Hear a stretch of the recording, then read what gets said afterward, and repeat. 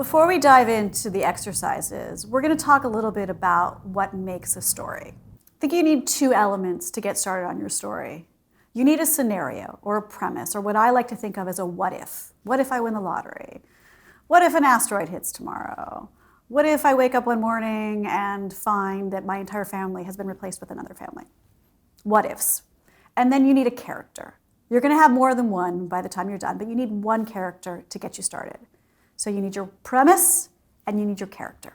I like to think of this as the Reese's peanut butter cup method of storytelling. The scenario, the what if, is your peanut butter. It's sticky, it holds everything together. It's your foundation. The character is that extra sweetness, that special sauce. It is the chocolate. And the two together are your story. I think if you walk into a bookstore and you see the hundreds of thousands of books, it can be overwhelming. But if you break it down, there's really not that many kinds of stories. Here's a fun exercise. Go into your local Barnes & Noble or your local indie bookstore and look around and start looking at the backs of books. And I think you're going to find that there's some commonalities there. That though there are thousands, tens of thousands, hundreds of thousands of books, the stories themselves fall into certain categories. So here are some popular general categories that you'll see over and over again. Very popular one is the unlikely hero rising to the occasion. Lord of the Rings, Harry Potter, The Hate U Give. Misfits find a place. The person who doesn't fit finding their people. The Perks of Being a Wallflower. Eleanor Oliphant is completely fine. Obstacles to love, something that's in the way of your love. And those things keep changing. Romeo and Juliet. Giovanni's Room, The Time Traveler's Wife, An American Marriage. Confines of the conventional world, and you'll note that the conventional world keeps changing as the world changes. Revolutionary Road, Little Fires Everywhere. Turns out you had the story all wrong, which is a retelling of a popular story, maybe from a different perspective. Wicked, or Circe, or the many retellings of Pride and Prejudice, like Pride and Prejudice and Zombies, or E.B. Du Bois' Pride. Bildungsroman, which is a fancy way of saying a coming-of-age story. Catcher in the Rye, Huckleberry Finn, every book I've written. Obviously, these are completely different books. What makes them unique is the world that the writer has created and the character they have populated the world with. Let's take Harry Potter and Lord of the Rings, Frodo and Harry. Essentially, you have these two characters who do not think they're anything special, who suddenly have this great responsibility thrown on their shoulders, and they have to rise to the occasion. Completely different worlds, completely different stories, but they start with these characters. It's these characters who you fall in love with and root for that make you want to go on this epic journey with them. Take Obstacles in Love. Let's take two of the books we mentioned, The Time Traveler's Wife and An American Marriage. Both of these stories have characters, lovers who are kept apart by circumstance. In The Time Traveler's Wife, it's something fantastical or metaphysical. It's literally space and time. And in American Marriage, it's something much more grounded in reality. It's institutionalized racism. It's the prison industrial complex. Completely different stories, completely different characters, but the core of both of those books are two lovers who are kept apart by circumstance. What distinguishes a novel is the characters.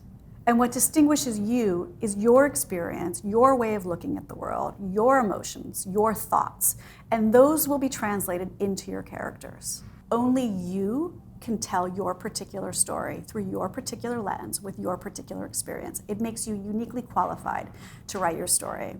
Your lived experiences, they feed into your work. They provide the backbone or really the soul of your work.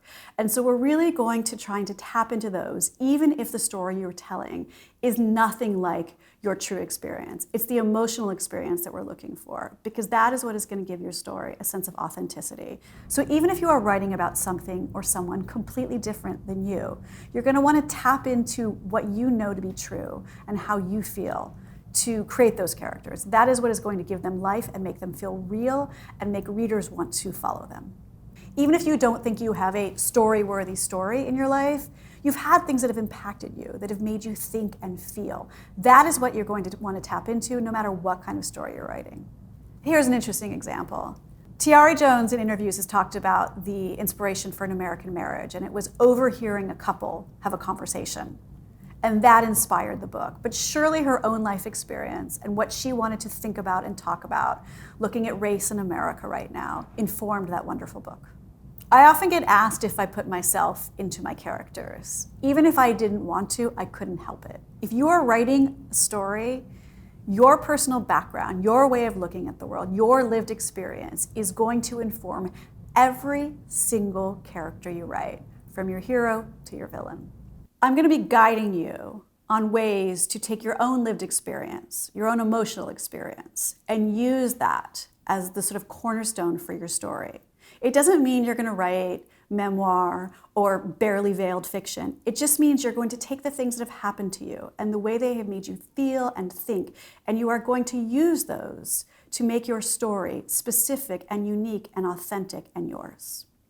Now that we've established what makes a story, and more to the point, what makes you uniquely qualified to tell your story, we are going to launch into a free writing exercise. This exercise is meant for you to tap into some things that maybe you don't even know are inside of you, to have some fun, to take some risks. It is not goal-oriented. I just want you to have fun and write. After the free writing, we're going to launch into some more specific exercises to help you come up with a what-if scenario, your premise, and help you come up with a character or characters to put in that premise. These exercises, aside from being fun, have a purpose. They are meant to give you the seed of your story, to help you find the thing that you want to write about. I'm going to be introducing an exercise, and then I'm going to be doing it with you. So we are going to go through this process together. Okay, are you feeling inspired or excited or nervous? Great. It's time to get started on the first exercise.